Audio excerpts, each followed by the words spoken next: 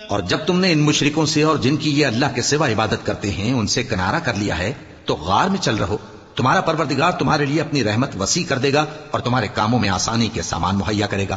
اور جب سورج نکلے تو تم دیکھو کہ دھوپ ان کے غار سے داہنی طرف سمٹ جائے، اور جب غروب ہو تو ان سے بائیں طرف کترا جائے، اور وہ اس غار کے کشادہ حصے میں تھے۔ یہ اللہ کی نشانیوں میں سے ہیں، جس کو اللہ ہدایت دے وہ ہدایت یاب ہے، اور جس کو گمراہ رہنے دے تو تم اس کے لیے کوئی دوست راہ بتانے والا نہ پاؤ گے۔ اور تم ان کے متعلق خیال کرو کہ وہ جاگ رہے ہیں حالانکہ وہ سوتے ہیں، اور ہم ان کو دائیں اور بائیں کروٹ بدلاتے تھے، اور ان کا کتا چوکھٹ پر دونوں ہاتھ پھیلائے ہوئے تھا۔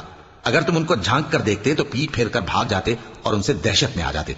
اور اسی طرح ہم نے ان کو اٹھایا تاکہ آپس میں ایک دوسرے سے دریافت کریں۔ ایک کہنے والے نے کہا کہ تم یہاں کتنی مدت رہے؟ انہوں نے کہا کہ 1 دن یا اس سے بھی کم۔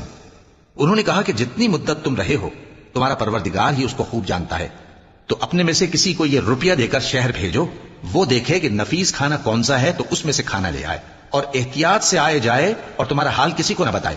اگر وہ تم پر دسترس پا لیں گے تو تمہیں سنسار کر دیں گے یا پھر اپنے مذہب میں داخل کر لیں گے، اور اس وقت تم کبھی فلاح نہیں پاؤ گے۔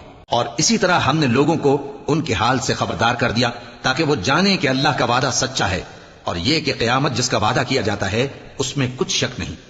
اس وقت لوگ ان کے بارے میں باہم جھگڑنے لگے اور کہنے لگے کہ ان کے غار پر عمارت بنا دو۔ ان کا پروردگار ان کے حال سے خوب واقف ہے۔ جو لوگ ان کے معاملے میں غلبہ رکھتے تھے وہ کہنے لگے کہ ہم ان کے غار پر مسجد بنائیں گے۔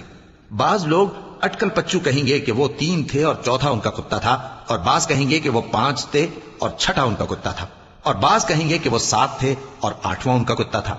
کہہ دو کہ میرا پروردگار ہی ان کے شمار سے خوب واقف ہے، ان کو جانتے بھی ہیں تو تھوڑے ہی لوگ جانتے ہیں۔ تو تم ان کے معاملے میں بحث نہ کرنا مگر سرسری سی بحث، اور نہ ان کے بارے میں ان میں سے کسی سے کچھ دریافت ہی کرنا۔